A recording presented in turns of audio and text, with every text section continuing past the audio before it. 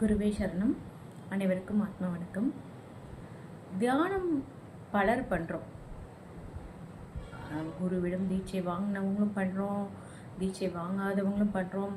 தியானத்தின் பலன்களை நம்ம முழுசாக அனுபவிக்கிறதுக்காக எவ்வளோ பேர் இந்த உலகத்தில் மெடிடேஷன் பண்ணிட்டு தான் இருக்கிறாங்க. ஆனால் யாருக்கு அந்த மெடிடேஷனோட முழு பலன் கிடைக்கும்? யாருக்கு கிடைக்கும் அப்படின்னா, எவர் ஒருவர் ஒரு தலை சிறந்த குரு, சிவனையே உணர்ந்து சிவனாகவே வாழும் தலை சிறந்த குருவிடம் தீட்சை பெற்று,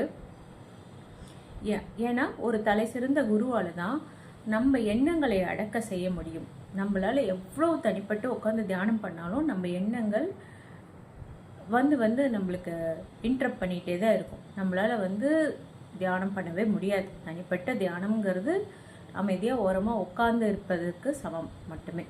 அப்போ ஒரு தலை சிறந்த குருவிடம் நம்ம தீட்சை பெற்ற பின் தியானத்தில் அமரும்போது நம் எண்ணங்கள் முழுவதாக அடங்கும். அப்போ நம்ம கர்ம வினைகள் நம்மை விட்டு நீங்கும்.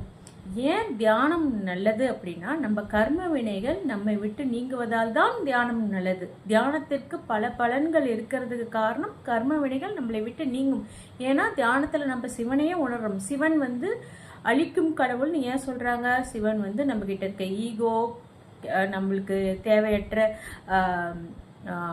கெட்ட கர்ம வினைகள், நமக்கு தேவையில்லாத விஷயங்கள் அனைத்தையுமே நம்ம கிட்ட இருந்து எடுத்துருவாங்க. அதனால தான் சிவன் அழிக்கும் கடவுள் அப்படின்னு சொல்கிறாங்க. தியானத்தில் நம்ம ஒரு தலை சிறந்த குருவிடம் தீட்சை வாங்கி நாம் தியானிக்கும் போது நம்ம அந்த சிவனை உணர்ந்து நம்ம கர்ம வினைகள் நீக்கப்பட்டு நம் எண்ணங்கள் அடக்கப்பட்டு சுவாசம் உள்சுவாசமாகி நம்மளுக்கு தியானத்தில் எவ்வளவு பலன்கள் கிடைக்குமோ அவ்வளவு பலன்களும் நமக்கே கிடைக்கும்.